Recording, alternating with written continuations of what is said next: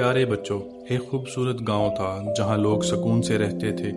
बच्चे खेतों में खेलते, दरख्तों के नीचे बैठकर हंसते और गांव के हर कोने में खुशियां बिखरी हुई थीं। इसी गांव में अली और सलीम नामी दो दोस्त रहते थे।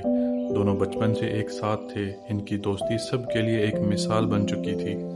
एक दिन दोनों ने जंगल जाने का फैसला किया। इन्होंने खाने का एक थैला लिया और जंगल के रास्ते में एक दरख्त के नीचे बैठकर मज़े से नाश्ता किया। दोनों हंसते खेलते जंगल के अंदर दाखिल हुए। दरख्तों की हरियाली, परिंदों की चहचहाट और ठंडी हवा ने इनका इस्तकबाल किया। जंगल में इन्होंने लकड़ियां इकट्ठी करना शुरू कर दी। अली लकड़ियां काटता और सलीम इन्हें बांधता। दोनों बड़ी मेहनत से काम कर रहे थे।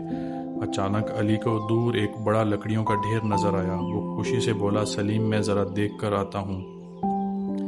इतने में एक रीछ दरख्तों के पीछे से निकल आया। दोनों दोस्त खौफजदा हो गए। रीछ इनकी तरफ बढ़ रहा था। अली जल्दी से दरख्त पर चढ़ गया। सलीम ने इसे पुकारा, मुझे ऊपर खींच लो, लेकिन अली डर के मारे कुछ न कर सका। सलीम ने हिम्मत से काम लिया। फौरन जमीन पर लेट गया, आंखें बंद की और सांस रोक कर साकित हो गया, जैसे कि वो सो रहा हो। रीछ सलीम के करीब आया, इसे सूंघा और फिर आहिस्ता आहिस्ता वापस चला गया। वो समझा शायद ये लड़का बेहोश है या मर चुका है। अली नीचे उतरा और हंसते हुए बोला, क्या रीछ तुम्हारे कान में कुछ कह कर गया? सलीम ने गुस्से से जवाब दिया, हाँ, इसने कहा कि ऐसे दोस्तों से बचो जो मुश्किल वक्त में काम ना आए।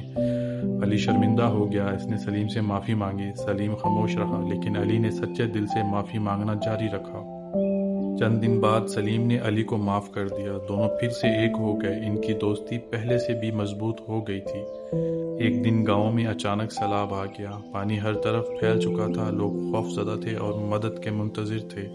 अली और सलीम ने हिम्मत दिखाई। वो पानी में उतरे, बच्चों को कंधों पर उठाया, खाना पहुंचाया और सबकी मदद की। जब सैलाब खत्म हुआ तो गांव के बड़ों ने दोनों को दुआएं दी। सब ने कहा, यही होती है सच्ची दोस्ती, जो आजमाइश में साबित होती है।